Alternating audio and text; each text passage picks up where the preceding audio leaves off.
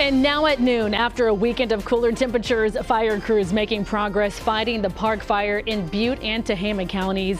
Good afternoon, I'm Ashley Williams. Thanks for joining us. Let's get right into the latest numbers. The park fire burning nearly 370,000 acres.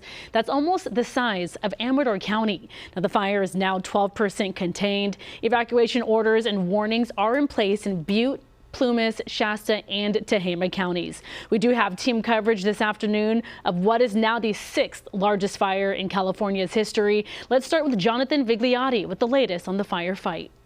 Flames devoured home after home as windy weather and thick vegetation fueled the park fire's devastating growth. So we've had a lot of dry, old brush, and with the winds and the heat, it just was a perfect recipe.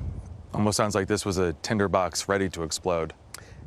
Pretty much, yeah. After a break in the weather, the wind has picked back up. This fire, once again, explosive. It has hopped this highway, now burning in a part of the forest that has not had wildfire in years. A state of emergency has been declared in 3 counties as 3,900 firefighters battle the flames from the ground and sky. In Southern California, crews are struggling to control the Boral fire, burning about 100 miles north of Los Angeles. The flames nearly destroyed the historic gold mining town of Havilah as they surged in size, burning close to 50,000 acres. Back north, damage inspection teams are already combing through charred-out neighborhoods left behind by the park fire, counting the number of homes destroyed, a number expected to rise as the fire continues to burn. Susan Singleton and her 7 dogs escaped the park fire just in time, only to later find out they had nothing to go back to. People that we know that went by and looked at the property said it's burned down. Everything, our stuff is all burned up. Really difficult to hear. Let's get over to your reporter, Rachel Wolf, who's been covering this fire all morning. Rachel, what are you seeing out there? We're in Forest Ranch along Highway 32, and this is where the firefight was huge last night. The idea was to stop the fire from hopping Highway 32. It has done that at least a couple times in the last few days.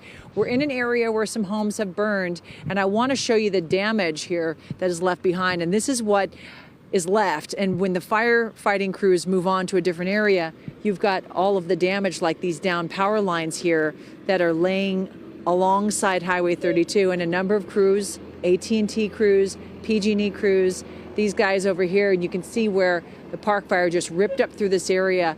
It takes a number of things: the effort from hand crews, the wind laying down, which it's very still today, temperatures are lower, and a moisture in the air, and so that's the difference that today makes. And we actually caught up with a CAL FIRE captain who talked to us a little bit about the significance of that. Luckily, the weather has been in our favor yesterday. It wasn't high winds, so we had time to have our crews prep around all the structures and cut handline where it needed to be cut.